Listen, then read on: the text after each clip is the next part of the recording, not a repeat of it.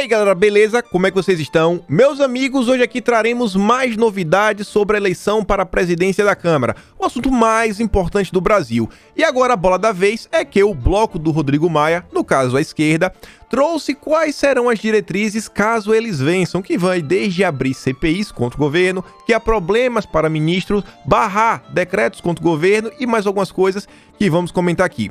Teve uma matéria também bem interessante do Rodrigo Maia, que ele fala sobre a frente ampla e como a presidência da Câmara, reforça a criação da frente ampla e fala inclusive numa chapa em 2022 junto com a esquerda. Já pensou uma chapa, Moro e Lula juntos? Também vamos falar do seu João Dória, vamos falar do povo brasileiro, mas duas cidades viram aí o povo ir para as ruas contra os prefeitos, os governadores, a gente vai comentar sobre isso. Não tem como deixar de comentar sobre o jogo de Bolsonaro, marcou um gol, tem umas coisas interessantes, principalmente olhando as matérias que saíram. Também tivemos umas declarações interessantes de Bolsonaro, inclusive sobre a questão do voto auditável. Tem algumas coisas da pasta da cultura, a questão da OAB, a OAB que vai aparecer algumas vezes, que pautou impeachment do governo depois da pandemia. A esposa aí do Felipe Santa Cruz, tem uma coisa bem engraçada sobre a Lei Rouanet. Também temos aqui o Felipe Neto. Descobriram que ele estava furando a quarentena. Só conversa mole.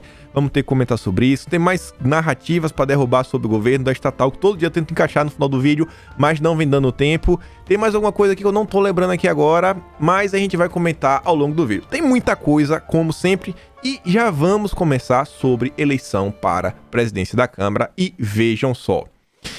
Matéria da Folha de São Paulo. O pessoal lá, chamou o Maia para conversar, fizeram várias perguntas, selecionei as mais interessantes, porque uma grande parte da matéria é só o Rodrigo Maia fazendo marketing contra o governo para tentar vencer a eleição para a presidência da Câmara.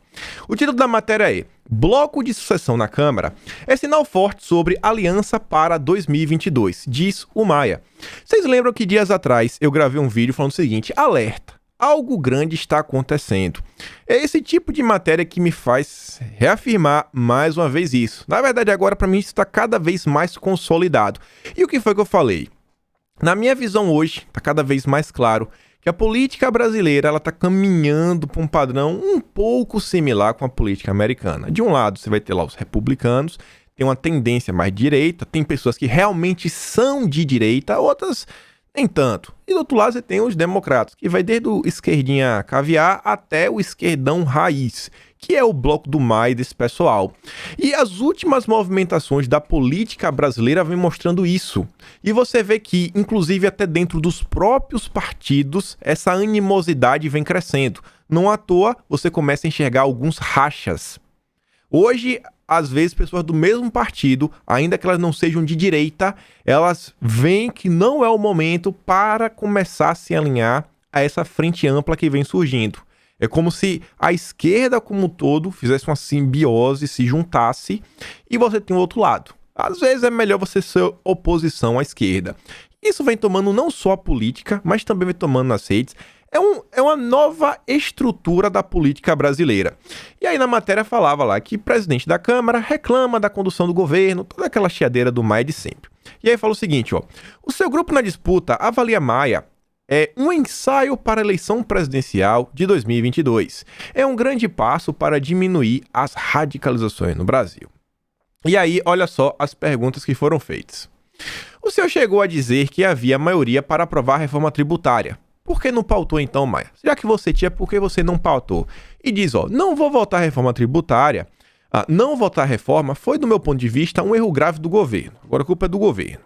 A gente não está aqui só para dizer que aprovou coisa. Estamos aqui para aprovar com diálogo e a tributária precisa do diálogo com o governo. Tradução, pessoal. Maia, ele quer aprovar com diálogo. E não é só diálogo com o governo. Maia quer aprovar uma reforma tributária que vá de acordo com os interesses de alguns grupos. Maia sempre está com o pessoal da XP, um pessoal aqui de banco, de fundo de investimento, fora o pessoal da própria esquerda. E vocês vão ver isso daí mais claro na matéria da Tabata Amaral. Depois fala o seguinte, o senhor acha que Arthur Lira não é um candidato que garante a independência da Câmara? E ele fala, eu não vou tratar do candidato de Bolsonaro. Eu trato da candidatura que nós defendemos. O governo muitas vezes defende pautas que geram conflito, o ódio na sociedade, como na pauta ambiental e de costumes. Então, mais uma vez, o Bloco do Maia deixa claro que a candidatura deles se coloca em oposição ao conservadorismo e também como o Salles vem lidando com o meio ambiente, que é o quê? O meio ambiente tem que servir à humanidade. A gente não pode se tornar, um refém do meio ambiente. Tem que ser um desenvolvimento sustentável. A gente precisa preservar, mas também precisamos utilizar, É ganho mútuo, ganha-ganha. Mas o pessoal não quer. O pessoal, você sabe como é que eles querem, né? Lidar com o meio ambiente. E olha só, o Maia fala o seguinte: quando você transfere para o Congresso essas pautas, você transfere primeiro para a Câmara essa polarização que não tem sido boa para a sociedade. Gente, peraí. Quer dizer então que... O que é que ele queria que Bolsonaro fizesse? Uma medida ditatorial? Um decreto e falar agora o país vai fazer isso, isso e isso?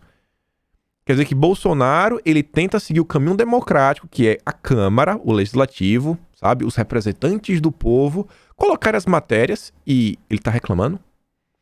Mas outra coisa é o seguinte, ele fala, o simples fato de Bolsonaro querer que as pautas conservadoras adentrem a Câmara já é motivo para criar polarização, o que é ruim. Ou seja, não devemos dar nenhum espaço para o conservadorismo, a direita, dentro da Câmara dos Deputados lá de Brasília. Olha aí. E aí pergunta, esse bloco que o senhor formou pode ser um ensaio para 2022? Ele fala, não, aqui é um bloco que mostra que a gente pode dialogar, conversar, temos diferenças entre si, mas somos todos amigos. E falam o seguinte, eu acho que é um sinal forte de que parte desse bloco pode estar junto em 2022. Nós demos o grande passo para reduzir de vez a radicalização da política brasileira. O Churchill tem uma frase muito interessante. Aqueles que nunca mudam de ideia, nunca mudam nada. Na verdade, o Maia só radicalizou um pouco mais para a esquerda e a esquerda está aceitando um pessoal um pouco mais bonitinho e cheiroso. É só isso. Agora a esquerda vem tentando uma unificação. Você via, né? Eles estão tentando reduzir aquele problema de Ciro Gomes, nossa candidatura, Lula, Ciro, Marina, não sei quem. Não, vamos filtrar, vamos fazer apenas uma candidatura. Uma única e todo mundo, vai apoiar esse candidato. E depois a matéria pergunta, e nesse sentido, o senhor acha que é difícil ter uma chapa com a oposição? Tradução, você se juntar com a esquerda pra valer, PT, PSOL, PCdoB? E o Rodrigo Maia fala, olha, nós temos uma grande dificuldade na pauta econômica, mas nada que não possa ser pactuado para a eleição em 2022. E parte desse bloco possa estar junto. Esse pessoal gosta de pacto, né? Pactuado. O povo gosta de um pacto. E pior que gosta mesmo, né? E você vê, cara, ainda que a gente tenha umas divergências aqui econômicas, o pessoal seja muito comunista, a gente pode sentar e conversar e vamos fazer um acordão. A frente ampla se consolidou. Tá mais consolidada do que nunca. E aí, vejam só, tem mais coisa. No dia de ontem, a gente já estava sabendo, iria ter um encontro do Baleia Rossi com o pessoal da esquerda. E você vê, a Baleia deve dar ao PT direito à escolha de cargo na mesa diretora. Aí a matéria do antagonista falava que uma das decisões a ser tomada por Baleia será sobre o respeito à proporcionalidade na composição da mesa diretora. Essa é uma das exigências do PT, que é a maior bancada da Câmara, que aí vai ter o direito ou à primeira vice-presidência ou a secretaria-geral da mesa. É a chapa do PT. Será que vai entrar alguma matéria conservadora? O PT como vice? Um deputado petista, ouvido pelo antagonista, diz que o respeito à proporcionalidade foi definido como a terceira exigência da Executiva Nacional do PT na definição do apoio ao Baleia Rossi. As duas primeiras exigências são a unificação dos partidos de oposição em um candidato e a definição de um programa que respeite as pautas do PT. Ou seja, gente, significa o seguinte, se o PT está apoiando o Baleia Rossi é porque o Baleia Rossi aceitou respeitar as pautas do PT. A expectativa dos partidos de esquerda é que Baleia defina esse critério para a escolha da mesa diretora ainda hoje. E a parte mais interessante foram os compromissos que a esquerda solicitou, que eu falei para vocês. É uma carta grande, fala assim com certos floreios. Agora a Folha de São Paulo até deu assim já uma digerida, entregou um pouquinho mais mastigado. Não quis nem esconder. Óbvio, usa aquelas palavras para fingir que esse pessoal é democrata, mas vou mostrar para vocês. Aí falava o seguinte, Em reunião com líderes da esquerda, Baleia disse que irá respeitar espaço da oposição na Câmara. Essa matéria saiu quase na virada da noite, quase meia-noite. Candidato do MDB à presidência da casa tenta diminuir resistências internas no seu bloco. Minoria do PT é contra acordo. Uma minoria, parte bem pequena. Em reunião por videoconferência com líderes de esquerda, o candidato de Maia ressaltou que adotará uma postura de independência em relação ao Poder Executivo. Oposição ao Poder Executivo. Vamos traduzir. Que respeitará o princípio da proporcionalidade na distribuição de cargos e que pretende garantir, olha só, o espaço regimental das siglas de oposição. O que é que isso significa? Que a oposição vai poder escolher comissão, que a comissão vai poder escolher algumas pautas, que a oposição vai poder escolher alguns projetos que eles querem ter, algumas relatorias, emendas. Se dependendo do Baleia Rossi, eles vão ter tudo o que eles querem. As principais comissões. Já pensou a CCJ na mão do Marcelo Freixo? Cara, Marcelo Freixo não é um Randolfo Rodrigues da vida, mas já pensou? Cara, não vai andar nada. Não vai andar nada. A relatoria que ele pegou do pacote de crime, ele já conseguiu desconfigurar tudo, só sendo o relator. Imagina o Marcelo Freixo como presidente da CCJ. Eu não quero imaginar. E aí, vejam só. Segundo relatos de presentes, a sinalização foi feita após oposicionistas terem pedido que seja garantido o espaço regimental dos partidos para a instalação de CPIs. A esquerda quer, Baleia Rossi garanta que as CPIs serão instauradas. Vamos ter que colocar CPI contra o governo. E a convocação de ministros do governo Jair Bolsonaro. Convocar ministro pra quê, gente? Você sabe pra que é, né? O Guedes falou tal coisa. Chama o Guedes aí. E aí, Guedes, por que você falou isso? Não, vamos entrar aqui agora com ação na PGR. Vamos entrar com ação na STF. Vamos entrar isso. Vamos pedir agora o impeachment do ministro. Baleia Rossi concordou. Outra aí, ó. Um deles é se posicionar contra ataques autoritários de Bolsonaro que façam apologia da ditadura, da tortura e do arbítrio e não pautar projetos de cunho antidemocrático. O que são projetos de cunho antidemocrático? Projetos conservadores. O documento também defende que sejam apreciados decretos legislativos que visem impedir que o Poder Executivo exorbite ou desvie o seu poder regulamentar para driblar, esvaziar ou burlar leis. Isso daqui deve ser com certeza para tentar reduzir o poder do presidente. O presidente ele não fez aquela mudança na alíquota só para importação do Bang Bang, porque quem produz no Brasil a Taurus é bem mais barata. O STF não falou e derrubou. Eu acho que o interesse desse pessoal é, através de um decreto, reduzir para Bolsonaro nem poder mudar a alíquota para poder mudar. E o texto ainda defende que o novo presidente paute projetos que garantam o acesso de todos, questão da vacina, blá, blá, blá, blá, blá, blá, blá, e ressalta a necessidade de combater práticas autoritárias e desestruturantes empreendidas pela gestão atual. Olha só, pessoal. Isso é o que nos aguarda caso o governo perca. Então, meu amigo, é o assunto mais importante do Brasil. Eu não tô brincando, pessoal. É o assunto mais importante do Brasil. Isso daqui é quase uma eleição presidencial, sabe? Nos seus conformes, sabe? Em sua proporcionalidade. Isso aqui é muito mais importante que uma eleição para deputado, meus amigos. Para governador. Isso daqui vai ditar o futuro dos próximos 2 anos do Brasil em termos da Câmara. Vocês viram todos os problemas que o Rodrigo Maia causou. Gente, vai piorar. Se o bloco do Maia vencer, vai piorar. O que tá ruim vai piorar. Não significa que o outro lado vai melhorar. Talvez fique só a mesma coisa. Agora, o bloco do Maia vai ficar ainda pior. Mas graças a Deus, volto a afirmar, como eu falei ontem, se a eleição fosse hoje, o governo já teria aí, segundo os melhores números, quase 300 votos. E já tem interlocutores aí do Planalto, como a mídia adora falar, que conta com vencer com a margem superior a 300 votos. Eu falei ontem da importância, inclusive, de vencer com 308. A gente vai comentar isso daqui só um pouquinho de novo. E aí, veja só. O pessoal quer que paute CPIs, né? E Felipe Santa Cruz já avisou que a OAB vai discutir impeachment de Bolsonaro quando a pandemia passar. Não perde a oportunidade de tentar gerar problemas para o governo.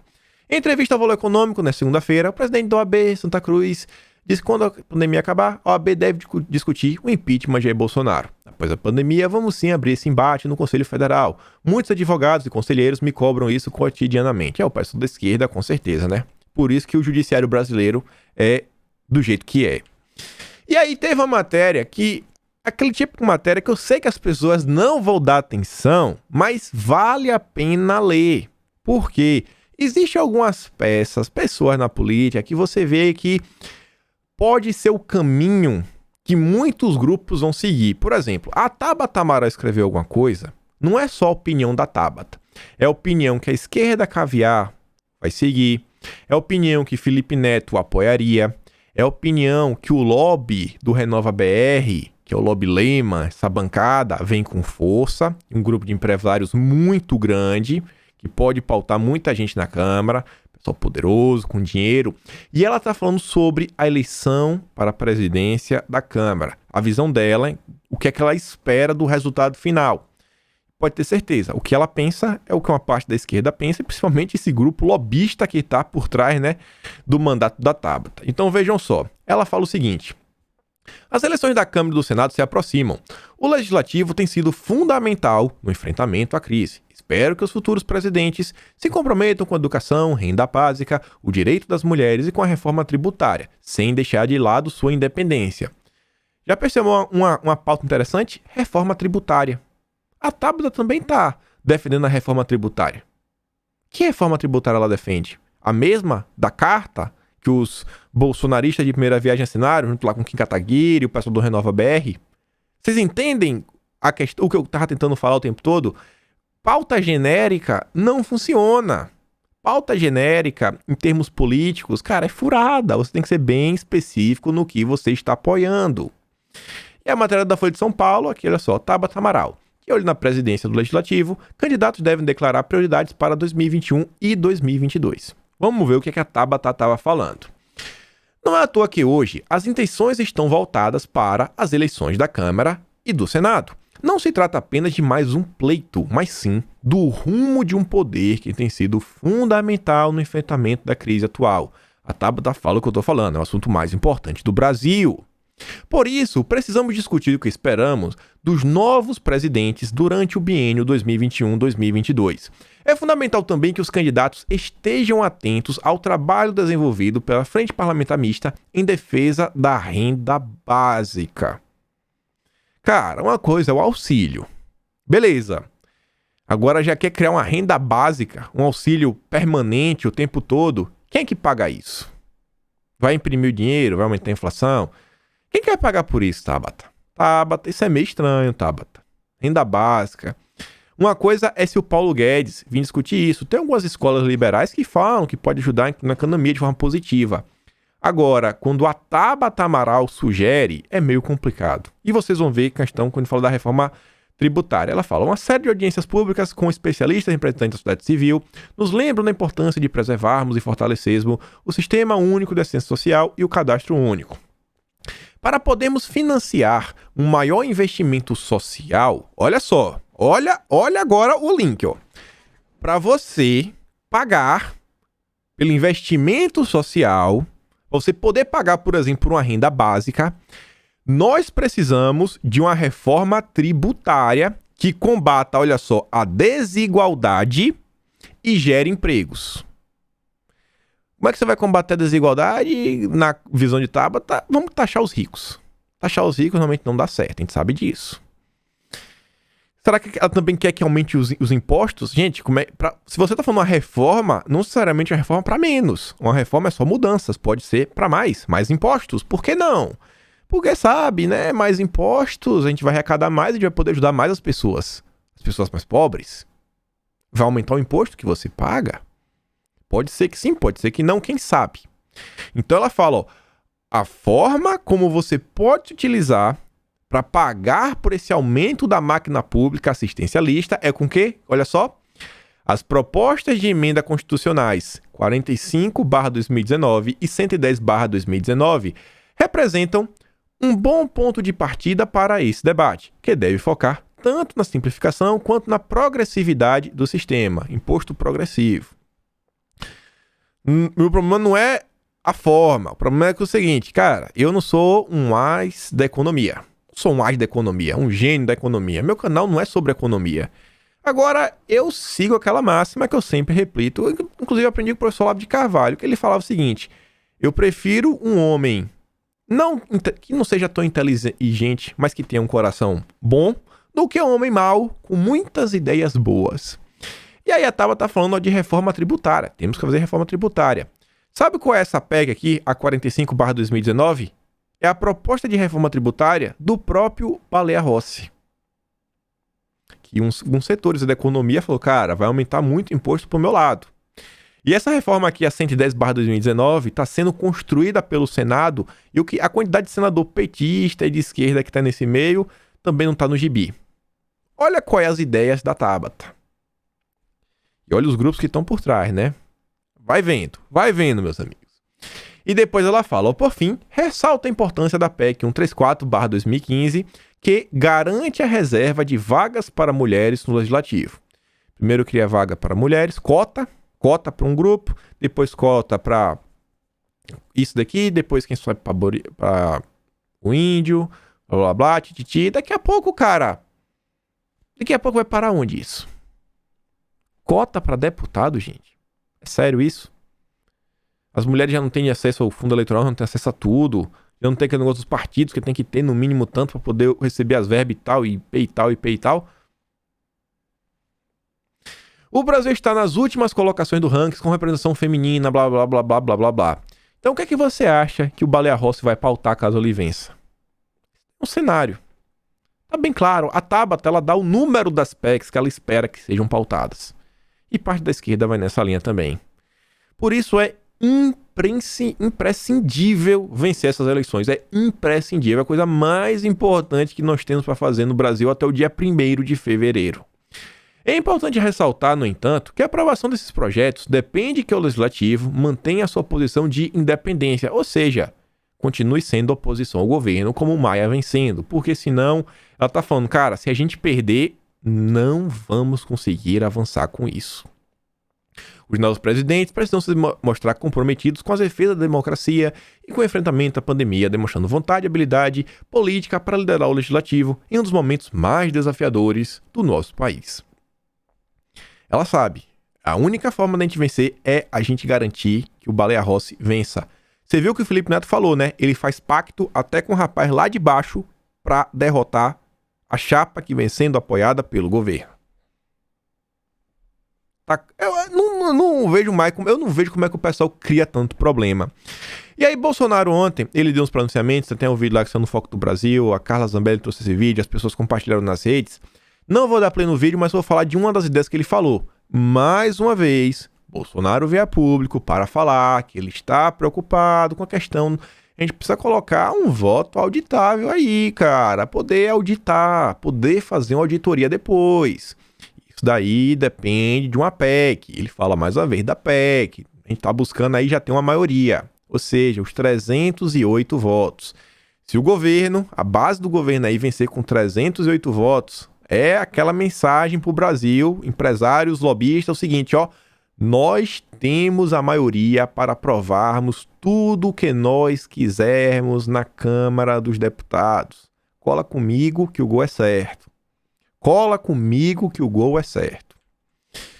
E aí, só para a gente fechar aqui o assunto e progredir, o Renato traz a matéria aqui do antagonista. Olha só. Candidato de Maia é mais governista que o de Bolsonaro.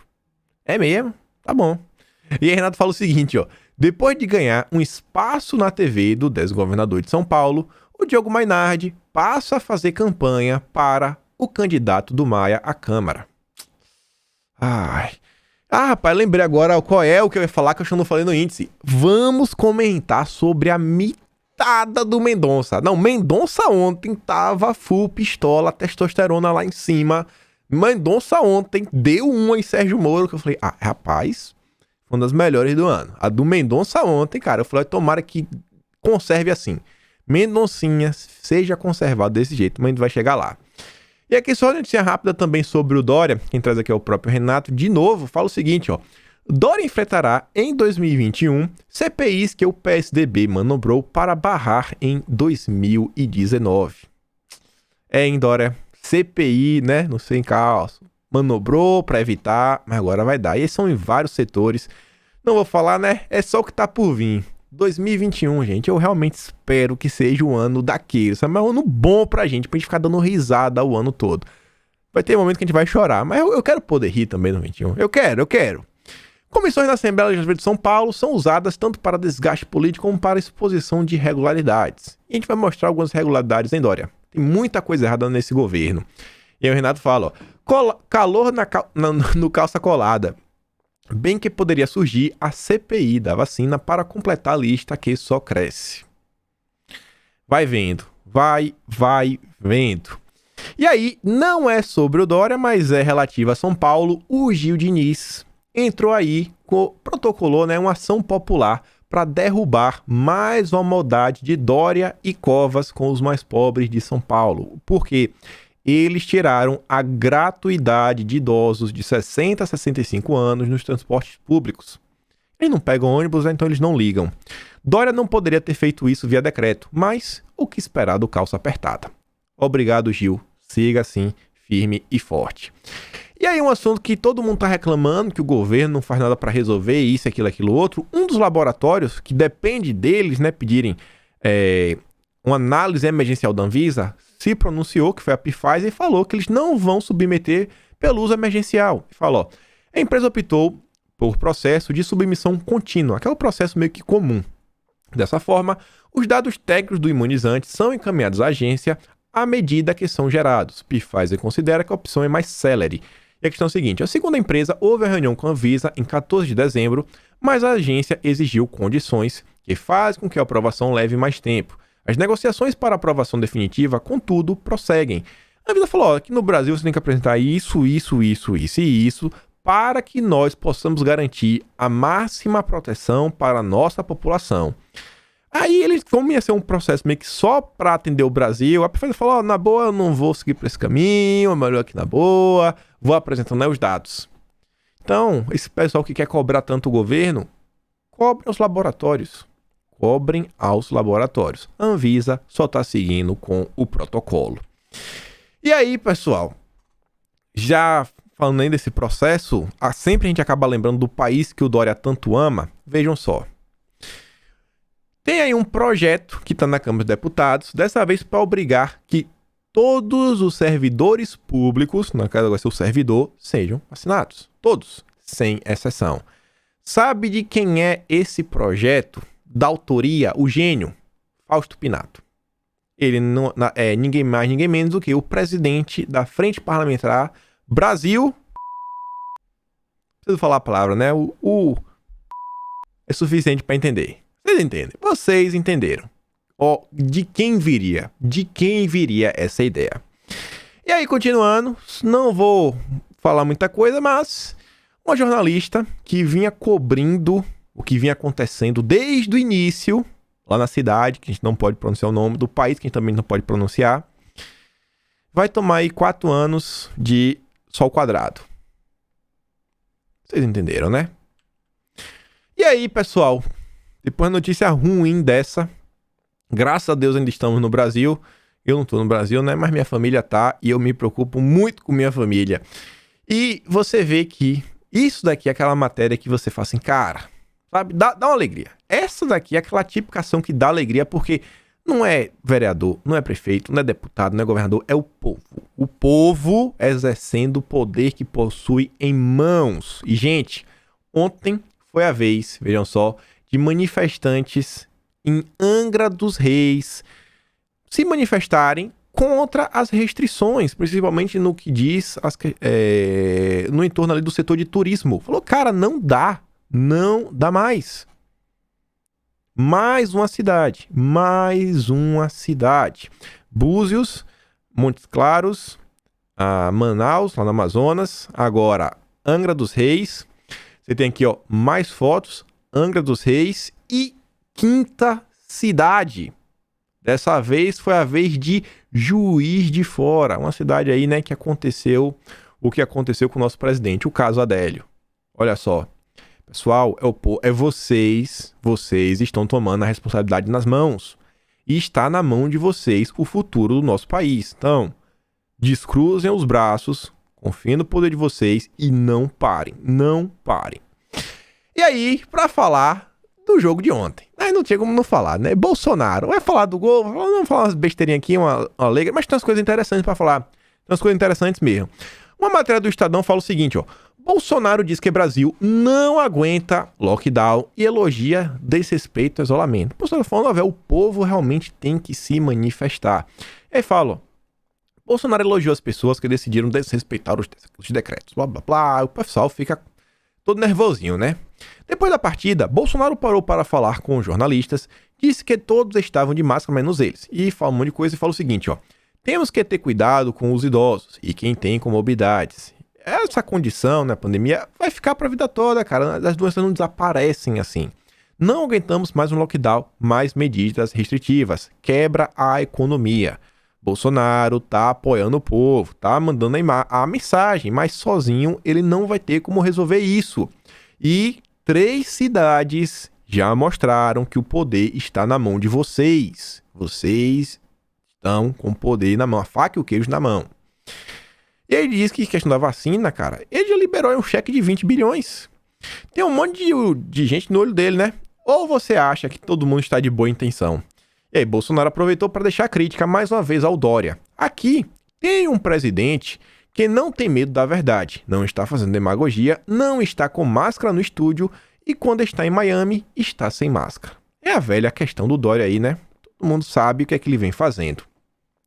E aí fala que Bolsonaro participou do jogo beneficente, que isso, aquilo, outro. Aí você vê, olha só como é a mídia. Bolsonaro fez um gol. Aí olha a narração do gol. Jogando como centroavante, recebeu o passe de William Batoré pela direita e tocou de esquerda para o fundo das redes.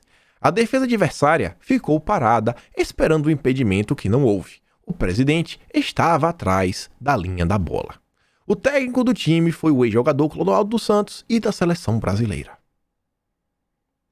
Tem que criar casa até com o gol do presidente, né? Um jornalista fez a comparação entre a jogada, olha só, e a importância do Centrão, grupo de partidos que sustenta Bolsonaro na Câmara, e o presidente respondeu: se eu não tiver apoio de algum deles, não tenho como sonhar aprovar uma, olha, proposta de emenda à Constituição, PEC, 308 votos. Primeira vez que a gente falou isso, deve ter hoje 90 dias. Eu trouxe uma postagem de Bolsonaro, 90 não, já deve ter 98 dias. Eu acho que foi no 357 ou foi no 360. Hoje a gente tá no vídeo 438. Ou seja, quer dizer, não, eu errei na matemática. Na verdade, se for 360 vai dar 40, vai dar 78. Ou é 78 ou 81. Então, já tem um bom tempo. Bolsonaro havia postado no Facebook falando o seguinte, o cara reclamou, Bolsonaro, você se junta com pessoa A, B, A, B, A, B, não é isso que a gente votou em você. E ele fala, cara, numa boa, eu deixo de conversar com a parte dos deputados, só me aponte aí quais são os 308 deputados que eu posso conversar, porque eu preciso de 308 para aprovar uma PEC. Então perceba, toda a oportunidade que Bolsonaro vem tendo de TV, de Câmara, de conversar com o povo, ele fala de PEC, PEC, PEC, PEC, PEC, PEC. O voto auditável é uma PEC.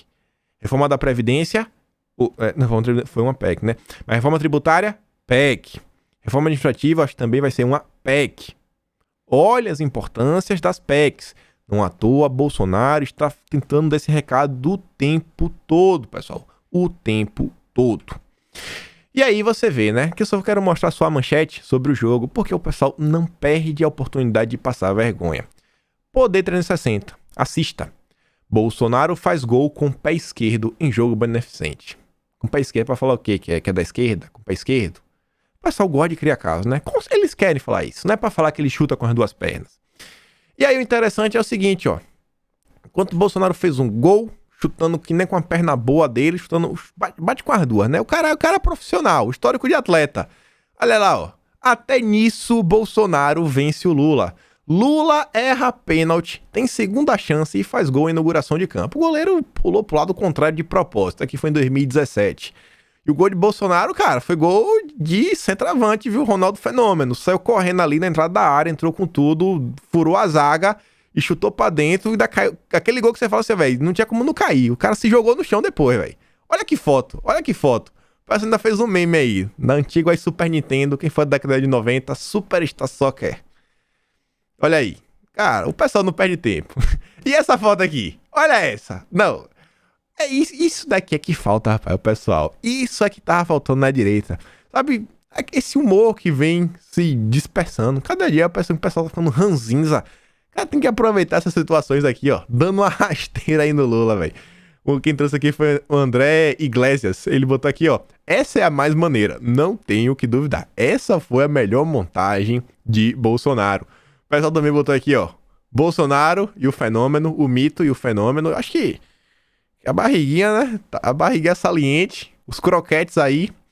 Os croquetes que ele tem, tá comendo todo dia aí da ex-cozinheira do Paulo Marinho. O Paulo Marinho, pai do André Marinho do Pânico, tem raivinha de Bolsonaro porque ele tinha uma cozinheira que durante o período de campanha, cozinhou pro Bolsonaro, o Bolsonaro elogiava a comida dela, e aí ela foi trabalhar pro governo. O Paulo Marinho até hoje tem raiva disso. Já reclamou publicamente. Aí o pessoal colocou, ó. Cara, tá aí, cara. Tá aí, ó. A dupla. Artilheiro demais. E aí, no assunto futebol, pessoal, eu não vou passar pra vocês o vídeo, mas acho que todo mundo deve ter visto. Eu nem configuro a câmera, se eu colocar vai ficar desfocado, mas eu vou explicar tudo pra vocês.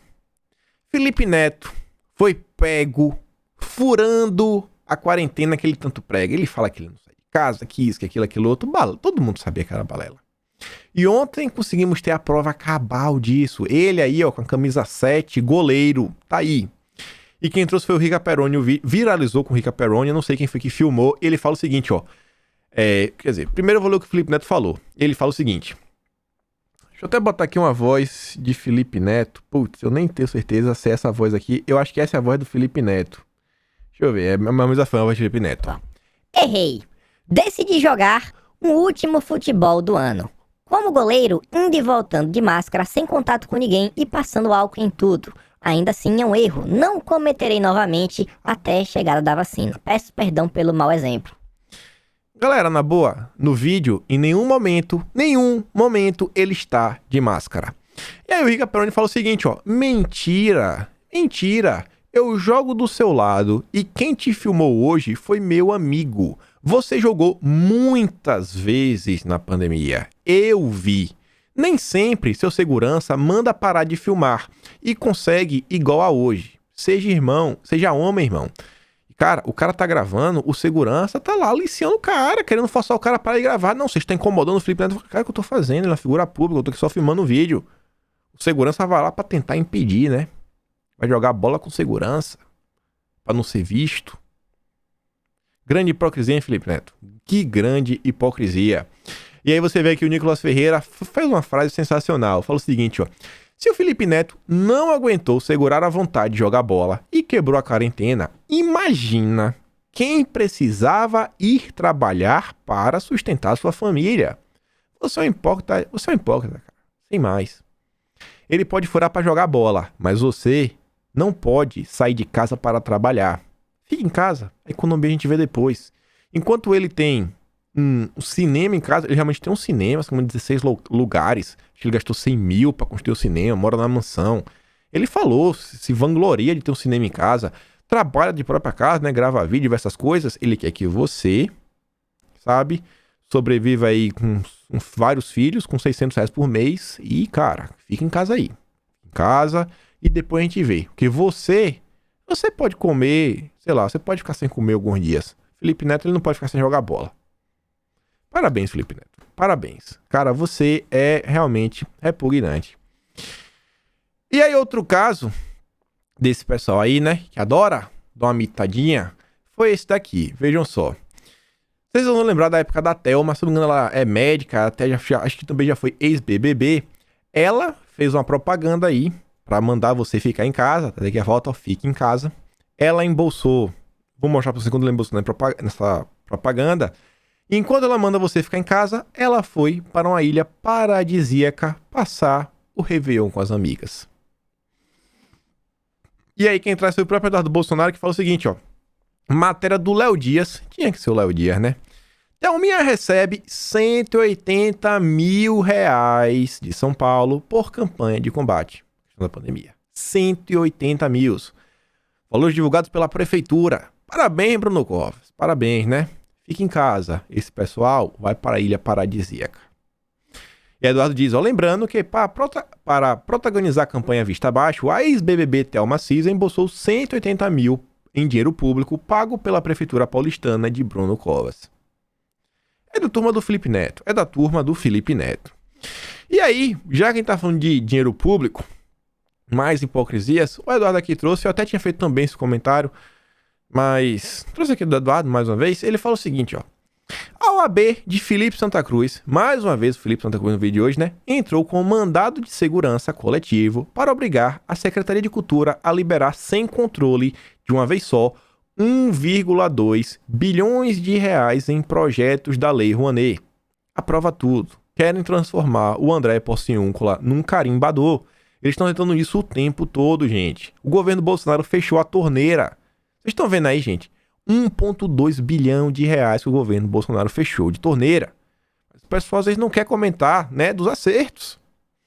Detalhe, olha que detalhe interessante. Será que é por isso que o Santos Cruz está tão interessado em ajudar os artistas? O Santos Cruz, ele é casado com a produtora cultural Daniela Santos Cruz. E ela seria beneficiada para poder captar 790 mil reais. Meu amigo, 790 mil reais, cara. Quase 1 milhão de reais. Daniela, você realmente é uma baita produtora teatral, hein? Baita produtora. E aí ele fala o seguinte, ó. É para fazer a peça teatral uma reflexão sobre o feminino e sua relação complexa, salvaguardando assim a sobrevivência e o florescimento dos modos de criar, fazer e viver da sociedade brasileira.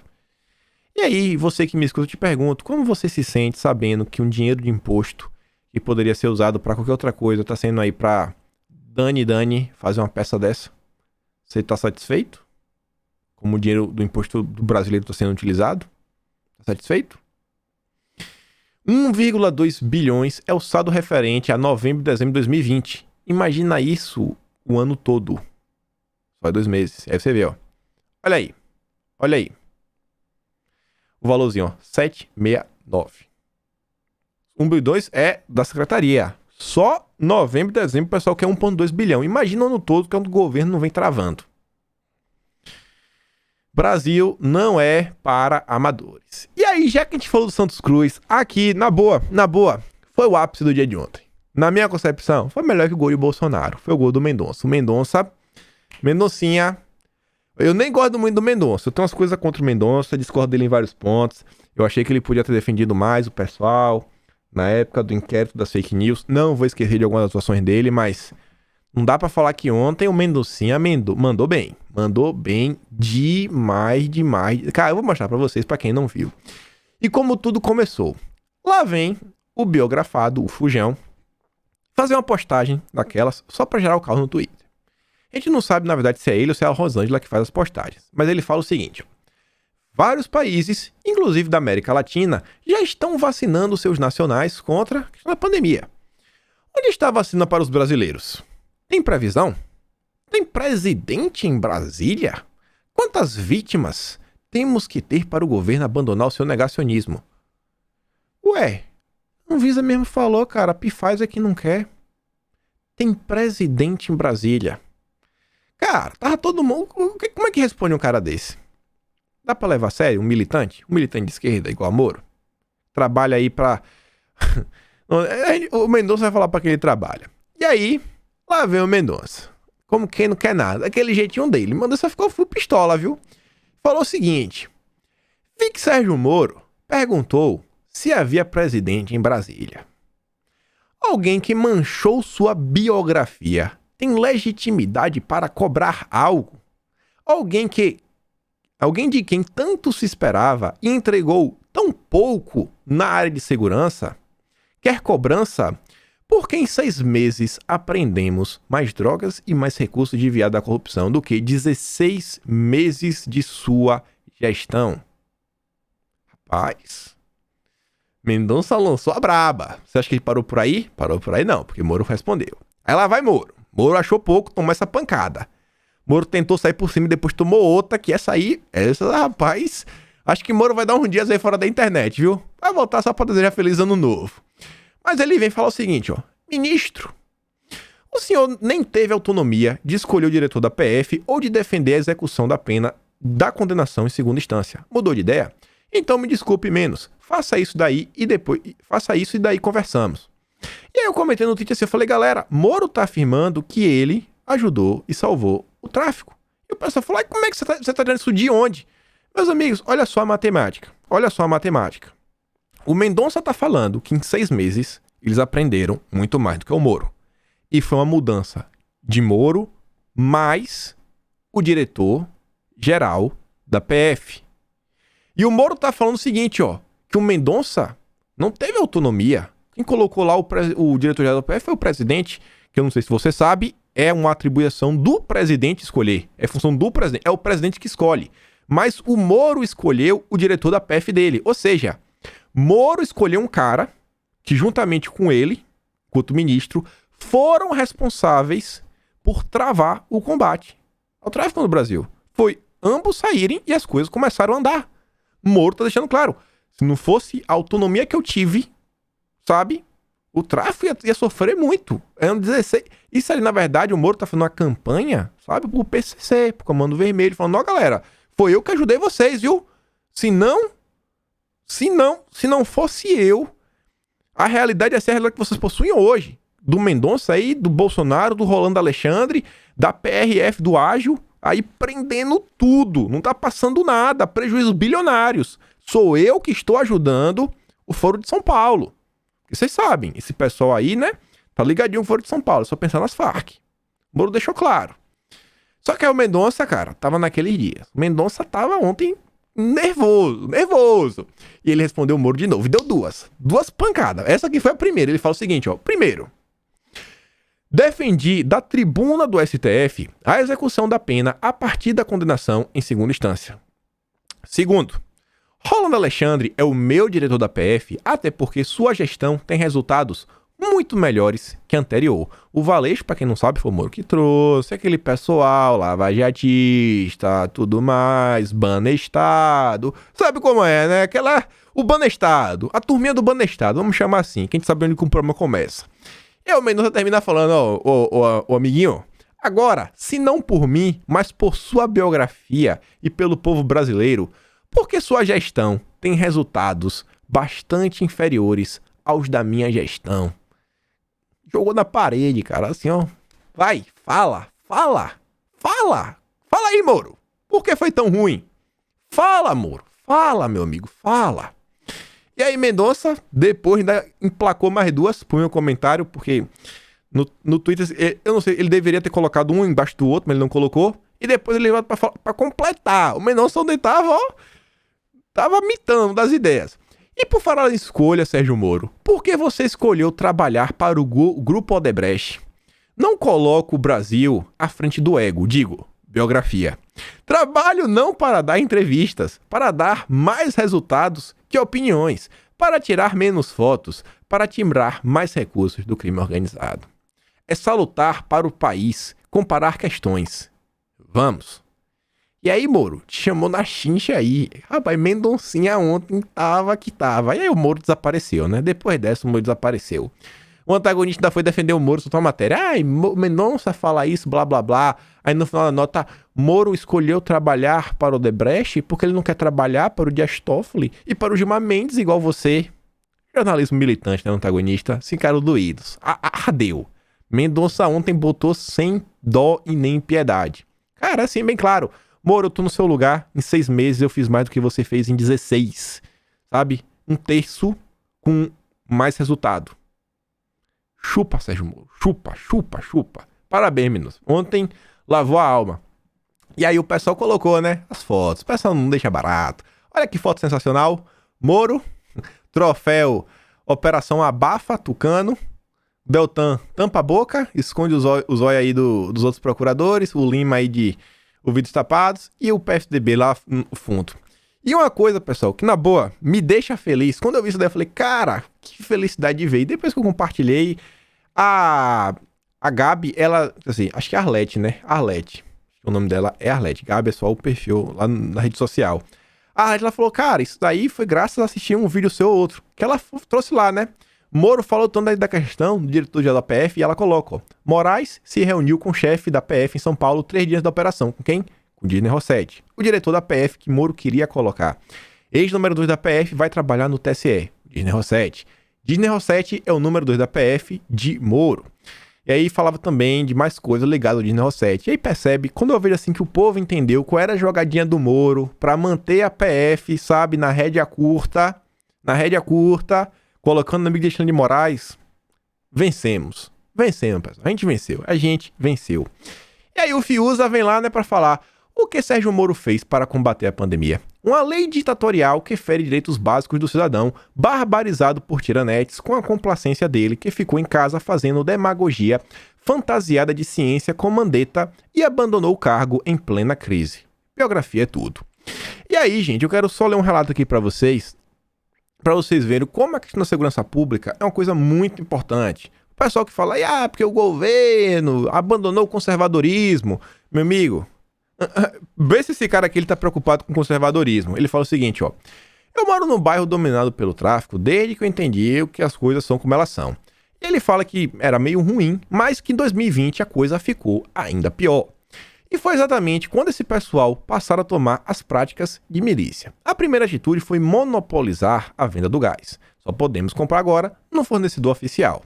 A segunda foi monopolizar a venda de água mineral. E isso acaba afetando os comerciantes. A terceira é a mais dura de todas. Principalmente num ano como 2020, de julho para cá, o bairro dele começou a sofrer furtos de cabos de internet. Roubar cabo de internet. Você acha que o cabo foi para vender? Não era para vender o cabo, não. Dias depois, ele fala assim, ligava pro pessoal, ficava 15 dias sem internet, a internet voltava, depois a internet caía e ficava sem internet. Ele falava, o dia depois a internet cai novamente. Mais do que estranho, meus vizinhos também sofriam com essas quedas. Disseram que foi roubo de cabos. E aí tudo começava a fazer sentido. Desde então, enche os dedos das mãos quantas semanas houveram esses furtos. E ele fala, eu estou na faculdade. Em 2020, todas as aulas foram às distâncias, ou seja, uso obrigatório de internet. Pensei seriamente em desistir da maior parte das minhas disciplinas. Minha mãe gastou dinheiro que não tinha internet móvel para eu poder terminar o semestre. A estratégia é clara, fazer com que a única provedora que chega até aqui abandone a região. Já ocorreu em outros bairros e nos forçar a assinar internet clandestina. É até caricato, pois no dia seguinte de cada furto aparece um panfleto dessa gatonete no nosso correio. Os furtos não são feitos para vender os cabos, é só realmente para tentar fazer com que a empresa vá embora, diz o objetivo é minar os moradores, deixar sem saída. A provedora também não faz questão de nos dar qualquer auxílio. A conta é clara, em todos os meses só nos deram um ínfimo desconto de 6,6%. No restante dos meses pagamos integralmente. Até a Anatel, no ano de nossas reclamações, absolveu a Oi. Ele diz que os roubos são feitos de madrugada e na madrugada ocorreu novamente. Mais uma vez ele está sem internet. Por isso eu estou escrevendo essa thread. É cansativo demais. Por mais que esse perfil apenas falar de esportes, eu precisava comentar sobre isso aqui. E não para por aí. A última novidade é que nas últimas semanas passaram a vender substâncias ilícitas em frente ao portão de casa. Ele fala, cara, literalmente no portão em frente à minha casa. Dá 22 horas, um grupo toma a calçada e aí começa um sobe e desce de carro nas ruas. O semblante de desânimo de meu pai, entrando na sala após fechar o portão, é mesmo perceptível. É mesmo que ele não diga nenhuma palavra. E é basicamente isso. Não temos palavras. Estamos abandonados. Ninguém olha para nós. Em 2018, quando eu voltava da faculdade e todos tinham algum menor de idade sentado na calçada, segurando o radiocomunicador e possivelmente com bang-bang, achava que não podia piorar, e piorou bastante. Tende a piorar ainda mais. O mais provável é que em algum tempo eles comecem a cobrar taxa de proteção, o que já ocorre em outros bairros. Ele termina falando, eu moro num bairro carente, de uma cidade carente, sou filho de merendeira. É uma covardia sem tamanho essa situação. Olha os problemas, gente, que muitos brasileiros possuem. Olha aí. Existe algum governo nesse país que se preocupou mais com a segurança pública do que o governo de Jair Messias Bolsonaro? Então vamos botar a cabeça no lugar, pessoal. Mais do que nunca é hora de apoiar o governo, porque mais do que nunca a gente precisa vencer a eleição para a presidência da Câmara. E aí, já que esse menino tava reclamando, porque o problema dele é porque ele não tá conseguindo assistir às aulas, imagina a mãe, todo o esforço pro menino poder se formar, com a distância.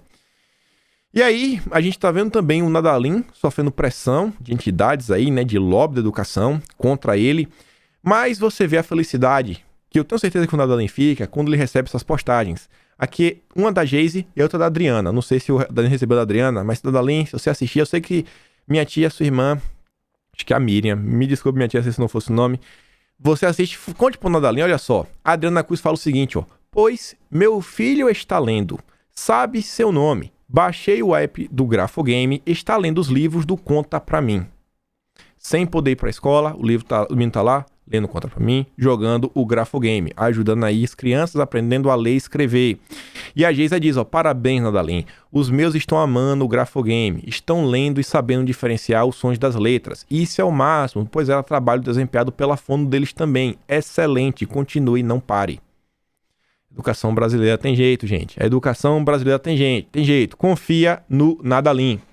E aí, o MEC ainda tá propondo aí implantar mais 54 escolas cívico-militares em 2021. E a proposta completa é até 216 novas escolas até 2023. Interessante, hein? Interessantíssimo.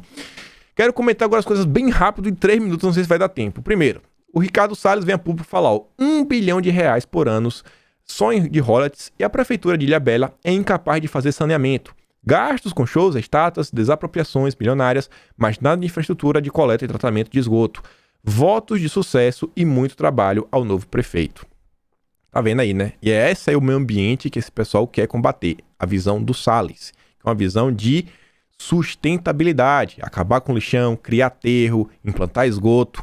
E aqui eu quero falar rápido, porque essa notícia tem 3 dias que eu não consigo comentar em vídeo. Muito se falou e chamou o governo, até pessoas da própria direita falando que o governo é estatista. Estatista que criou aí a nave. Esse governo não tem jeito. Afundou de vez. E a Patrícia, ela fez uma coisa, falou o seguinte, ó. Cadê a SECOM, o ministro das Comunicações? Bora trabalhar e explicar isso aqui, né, galera? Liberal já tá metendo pau no governo. A economia para a Infraero será de 250 milhões por ano, com a passagem dos ativos e do pessoal para a nova estatal. E aí, quem procura acha. O Roger também foi atrás para saber que história era essa. Será que o governo realmente virou um estatista? E ele fala o seguinte, ó. Acho que isso tem a ver com a preparação da Infraero para a privatização. Não dá para privatizar o controle do espaço aéreo. Então, essa atividade passa para a nave e o que fica na Infraero, gestão de aeroportos, pode ser vendido. Ou seja, o governo não criou uma nova estatal. O governo pegou a parte que não pode privatizar e transferiu para outra empresa. E aí vai poder vender Infraero. Simples assim. Porque gerenciar aeroportos, tanto faz. Agora, o espaço aéreo, isso é soberania e defesa nacional. Mas o importante é meter o pau no governo, né? Acabou isso, aquilo, outro. O Paulo Bucurano diz, ó. Bolsonaro assina decreto que cria a Nave Brasil, primeiro estatal do seu governo, ó. Empresa pública ficará responsável pelo controle do espaço aéreo do Brasil. Atribuição que até agora estava com a Infraero. Recado para o povo que tem que pressa de criticar. Tarcísio está privatizando todos os aeroportos, que hoje são administrados pela Infraero, e também controla o espaço aéreo. A nave vai ficar justamente com essa parte de controle do espaço, né, que não pode ser privatizada. E aí você vê, ó, Bolsonaro sanciona primeiro estatal do seu governo. O cara lá coloca mais explicações. E quando você vê, na verdade, a nave parte da cisão parcial da Infraero, fala tudo mais. E olha só, a Nave Brasil foi criada por OMP no governo Temer, em dezembro do ano passado. Que é uma matéria de 2019. Então o pessoal, né, adora às vezes dar uma reclamadinha. Só a última matéria aqui, ó. Índice de confiança da indústria atinge maior nível em 10 anos. Ah, o governo estatista, né? Mas é isso, pessoal. Já gravei a primeira parte do segundo episódio da retrospectiva. Vai ao ar dia 31. Dia 1º vai ao ar a segunda parte. Obrigado a vocês que chegou até aqui. Pessoal, vamos chegar a 400 mil. Estamos com 397.700 e pouquinho. Falta menos de 2 mil. Será que fecharemos um ano com 400 mil? Me ajude, por favor. 400 é um número bonito, né? Fechar um ano assim redondinho. Pô, cara, ficar muito feliz. Mas é isso, pessoal. Se você não é membro, quiser se tornar, se torne membro. Todos os meus outros canais estão aqui na descrição. E, como sempre, estarei aqui amanhã, daquele jeito. Então, aquele grande beijo, abraço, tamo junto, valeu. E dá aquela curtida compartilhada. Fui!